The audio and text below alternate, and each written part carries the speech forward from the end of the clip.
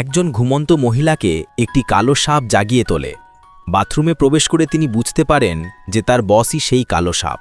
15 বছর আগে মেয়েটি খেতে একটি খুব বড় সাপ দেখেছিল। সে ভয় না পেয়ে সাপটির চামড়ায় হাত বুলিয়েছিল। যখন মেয়েটির রক্ত সাপটির উপর পড়ে তখন সাপটি বুঝতে পারে যে রক্ত তাকে সুস্থ করে তুলছে। মজা করে মেয়েটি বলেছিল যে সে বড় হলে কৃতজ্ঞতাস্বরূপ সে সাপটিকে বিয়ে করবে। মেয়েটির কাছে থাকার জন্য 10 বছরের প্রশিক্ষণের পর সাপটি অবশেষে মানুষের রূপ নেয়। সে একটি ব্যবসায়িক গ্রুপ প্রতিষ্ঠা করে যা স্টক এক্সচেঞ্জেও তালিকাভুক্ত হয়। একদিন সকালে মেয়েটি হঠাৎ জেগে ওঠে এবং বুঝতে পারে যে তার চাকরির ইন্টারভিউতে দেরি হচ্ছে। সে সেক্রেটারি পদের জন্য আবেদন করতে ছুটে যায়। বস বুঝতে পারে যে এই সেই মেয়ে যাকে সে 15 বছর ধরে ভালোবাসে, কিন্তু সে শীতল থাকার ভান করে এবং তাকে নোটিফিকেশনের জন্য অপেক্ষা করতে বলে। মেয়েটি ব্যর্থ হয়েছে মনে করে চলে যায়, কিন্তু বস মনে মনে হাসে এবং তাকে তার সেক্রেটারি করে নেয়।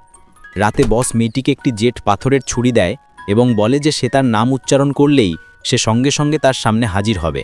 মেয়েটি তাকে পাগল ভেবে চলে যায়। রাস্তায় সে প্রায় একটি গাড়ির নিচে চাপা পড়তে যাচ্ছিল, কিন্তু শেষ মুহূর্তে বস সাপরূপে এসে তাকে নিয়ে উধাও হয়ে যায়। জ্ঞান ফিরলে মেয়েটি নিজেকে বসের গাড়ির ভেতরে খুঁজে পায়। যা ঘটেছিল তা লাগে। বস তাকে সান্ত্বনা দেয় যে এটি একটি খারাপ স্বপ্ন ছিল এবং এর সম্পর্কে বেশি চিন্তা না করতে বলে। মেয়েটির বান্ধবী তাকে ফোন করে জানায় যে চিড়িয়াখানায় একটি কালো সাপ দেখা গেছে। মেয়েটি তখন ব্যাখ্যা করে যে সাপকে বিয়ে করার কথা বলাটা শৈশবের নিছক মজা ছিল এবং এখন সে তার জন্য একজন সঙ্গী খুঁজতে চায়। মেয়েটি জানে না যে সেই সাপটি আসলে তার বস। এই কথা শুনে বস ঘুমাতে পারে না এবং রেগে যায়। পরের দিন বস তাকে জিজ্ঞাসা করে তার কোনো বয়ফ্রেন্ড আছে কিনা। যখন মেয়েটি অজান্তে তার চুলে হাত দেয়, বস এটিকে ইঙ্গিত হিসেবে ধরে নেয় এবং তাকে স্পর্শ করতে চায় কিনা জিজ্ঞাসা করে। একসময় বস তার শক্তি ব্যবহার করে দেখে যে মেয়েটি কি করছে এবং দেখতে পায় যে একজন লোক তার হাত ধরে আছে। বস রাগে টেবিলে আঘাত করে, যার ফলে অফিসের সব ফুলদানি ভেঙে যায়।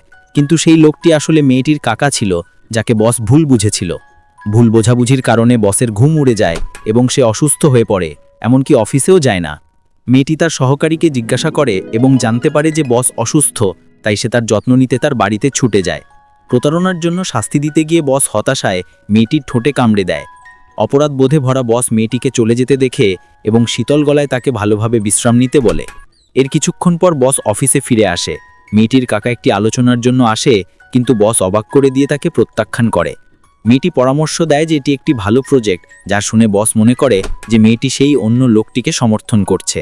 তাকে অপ্রকাশিত করার সিদ্ধান্ত নিয়ে বস চুক্তিটি সই করার জন্য তার সহকারীকে পাঠায়। মেয়েটি এটা খুশি হয় এবং হেসে তাকে ধন্যবাদ জানায়।